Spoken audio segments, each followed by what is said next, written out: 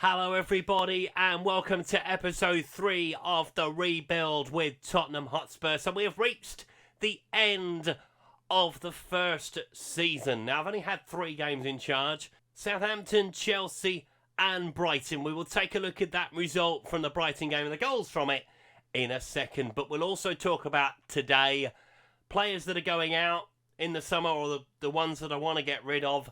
And we'll take a look at the staff that I've bought in so far. Let's get into it by having a look at the goals from that Brighton game. So things didn't start well after 23 minutes. Brighton went in front. Sully March with the goal. Matimo with the ball across and March unmarked, firing beyond Fraser Forster. But we were level pretty quickly. Danjuma down the left-hand side. He will send the ball inside the penalty area towards Oliver Skipp. And Harry Kane tapping in for the equaliser. We then fell behind again. Sully March with the ball on the right, playing it back in towards Lamptey before Adam Lallana fired in. We equalised just before half-time though, as we picked the ball up. Davis playing it on to Danjuma into Skipp before he fires it through to Harry Kane to make it 2-2. We took the lead for the first time today with Richarlison playing the ball through to Kulusevski. He will run inside the penalty area before finding a ball across the front of goal for Richarlison to make it 3-2. We then broke forward for number 4. Richarlison playing the ball again to Kulusevski. Basuma getting involved as well against his former club. He plays it back into Pedro Porro, who sends a lovely ball over the top in for Kulusevski. And he will play it across the front of goal for Harry Kane to score again. And then Harry Kane finished the job with a hat-trick on the final day of the season in the 92nd minute. So yeah, 5-2 the final score against Brighton. And a very good game. But despite doing what we needed to do on the final day of the season to beat Newcastle into 6th place, we haven't qualified for Europe. Purely for the fact that Brentford won the Carabao Cup and they were relegated from the Premier League, and Leeds United won the FA Cup.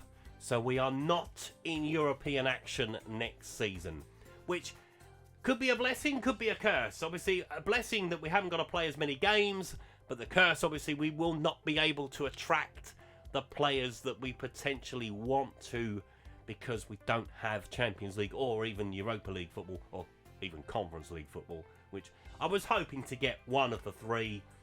Sad not to, but, you know, at least we can concentrate on the league. We can try and bed in some of the younger players in the cup competitions. That was kind of the idea I was going to use for the Europa League. We'll probably switch that to the Carabao Cup and see what we do. So the rest of the positions, so Nottingham Forest, Crystal Palace and Brentford have gone down. Man City are the champions, Liverpool 2nd, Chelsea 3rd, Manchester United 4th, Everton in 5th place. 6 points in front of us, but there was nothing we could do about that. We finished above Arsenal, which is the biggest thing that we've got to take from the season. And now I have a confession to make. I have made a bit of a balls up. So, you know when you start a new Football Manager save, you are given the option to press a button to not allow transfers within the first window. I thought I was being clever by going to the Icelandic League and going right to May, and then we'd all be hunky-dory. No. I pressed said button, which doesn't allow transfers for the summer window. So what I've done is I've gone back to where we were at the start of the 8th of May, and I've got the league table to almost in a position where it is exactly the same as it was before. A couple of sides have lost out though. Fulham is one of them. They have been relegated. Nottingham Forest survive, lucky Nottingham Forest. Everton miss out on Europe. Leeds don't make Europe either, but neither do we. I thought that was the thing to do, to make sure we didn't qualify for Europe. I didn't want to gain anything from my mistake. Arsenal have profited though, which is a sad thing. But yeah, so this is it going forward. We are going to move on now to the staff that have bought in. But I have been busy putting in the building blocks for next season. We have a new director of football, and it's Leonardo, who has joined us after leaving PSG. Now, I know what you're thinking. It's probably a bit of a gamble. Leonardo's a bit of a fiery character, but his extensive knowledge of the game is why I brought him in. He's France, Italy, Brazil, Portugal, Japan and Spain. We can tap into those markets to bring players into the football club. That's what he will be doing for me. He will be going out during the summer and finding what we can have for next season. I'm delighted to have him in. He's just one of a few so far that we've sorted out. New technical director as well, and it is German Helmut Jungheim.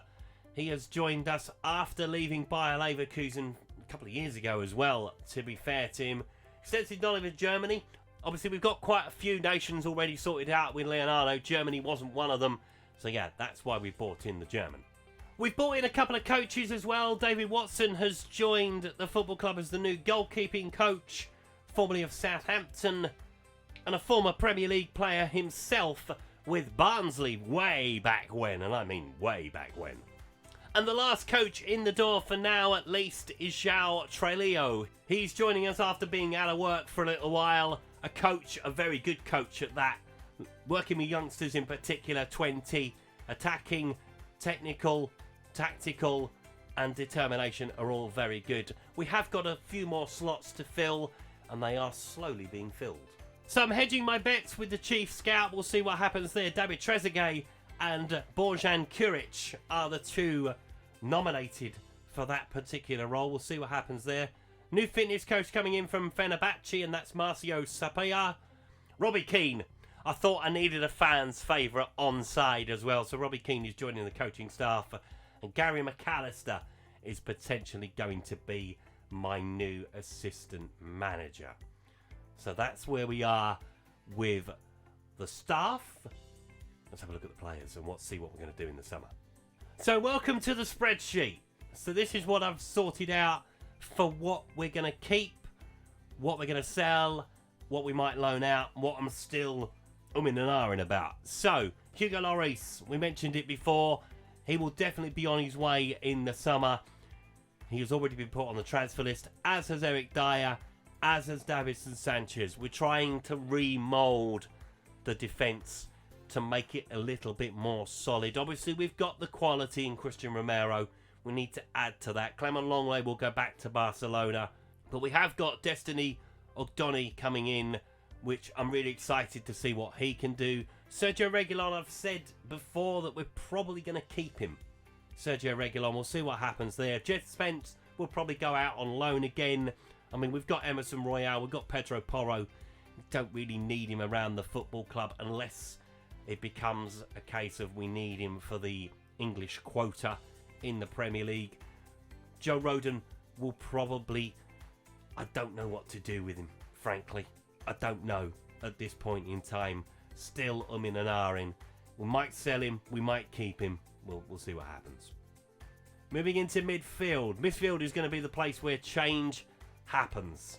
So, bit controversially, Pierre-Emerick Højbjerg might well be sold. I like him, but I don't like him. There are better players out there than Pierre. Let's be honest. And I just want a bit of a change in that department, if I'm brutally honest. Ivan Perisic will go. Ryan Sessegnon will probably go as well. Obviously, with Destiny coming in at left back and Sergio Reguilon potentially staying, we don't need him for the left back berth. Yeah, so Ryan Sessegnon will probably move on. Tanguy Ndombele, definitely, 100%. Same with Giovanni Lo Celso. I did and ah about it because he's a good player, but he's made of glass. He'll get injured far too much, and we need a bit more reliability in that area.